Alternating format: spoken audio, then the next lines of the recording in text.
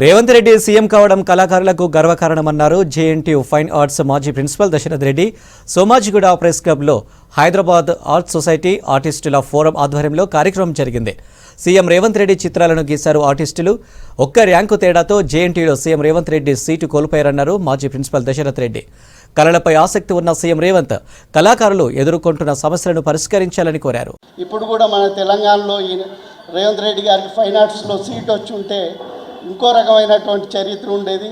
So ఇప్పుడు ఏదైతే అనుకుంటున్నారో ఏదైతే ఈ 10 ఏళ్ళ విముక్తి ఇవన్నీ కూడా సో ఈ రకంగా ఆయన ఫైన్ ఆర్ట్స్లో లేకపోయి ఉండి సీట్ రాని కారణంగా ఈ మార్పులన్నిటి దోహదపడ్డాయని దృఢంగా నమ్ముతున్నాం.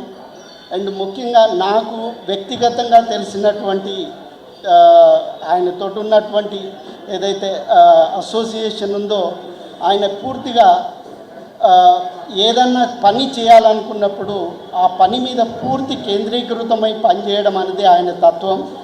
సో ఆ రకంగా ఏ పని చేసినా కానీ ఒక దీక్షలాగా సో ఆ పని మీద ఫోకస్ పెట్టడం, ఆ పని గురించి పూర్తిగా డివోట్ అయ్యి ఇంకా వేరే ఆలోచనలు ఉండవు. ఆయన ఏదైతే టార్గెట్ పెట్టుకుంటాడో అదే టార్గెట్లో ఆయన వర్క్ చేయడం అనేది ఆయన తత్వం.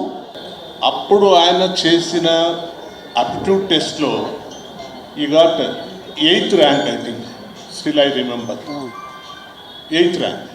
బట్ అప్పుడు మాకు అప్లైడ్ ఆర్ట్లో సీట్ కావాలి అంటే 7th ఈజ్ ఎండ్, 7th వరకు వస్తేనే ఓపెన్, మిగతా అన్ని రిజర్వేషన్స్ ఉంటాయి. అవన్నీ 7th రావాలి, 8th వచ్చినాడు లోపలికి.